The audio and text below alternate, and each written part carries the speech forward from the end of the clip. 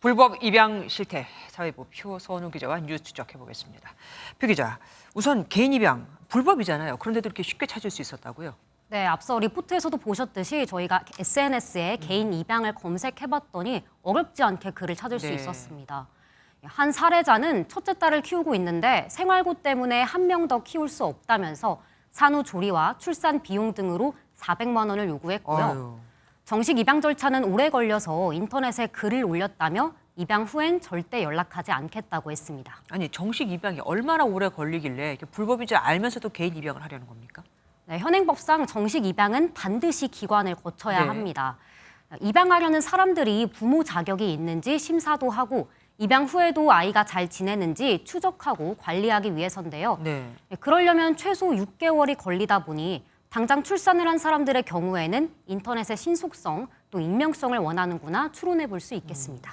그런데 표 기자가 직접 접촉한 그 사례자는 왜 출생신고를 해주냐고 물어봤을까요? 네, 가족관계등록법상 출생신고 의무 1순위가 바로 부모입니다. 네. 신고를 하는 순간 부모는 아이의 보호자고 관련 모든 법적 책임을 지게 되는데요. 그래서 원치 않은 임신인 경우에는 이 기록이 마치 꼬리표처럼 남게 되니 부담스러운 네. 겁니다. 아. 정식 입양은 출생신고를 해야 절차를 밟을 수 있기 때문에 상대방에게 출생신고를 대신 해줄 수 있냐고 묻는 것으로 보이는데요. 전문가들은 이런 이유 때문에 보호출산제가 필요하다고 말합니다. 미혼모들을 위한 보호 출산제 이런 게 논의가 되는 거죠. 익명으로 처리를 해주기 전에 일단 먼저 출생 신고를 하고 이름은 가려줄 수는 있고. 그런데 대신 해주는 출생신고가 솔직히 더 문제 아닙니까?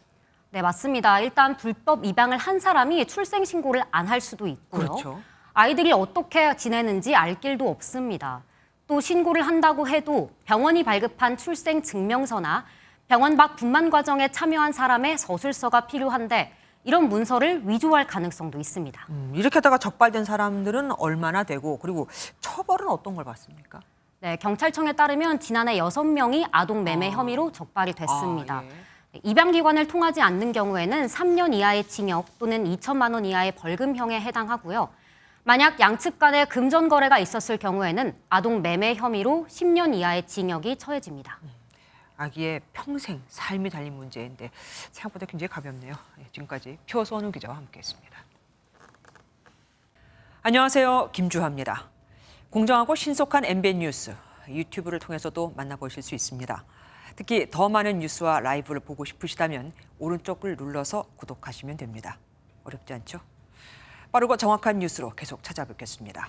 MBN 뉴스를 시청해 주신 여러분 고맙습니다.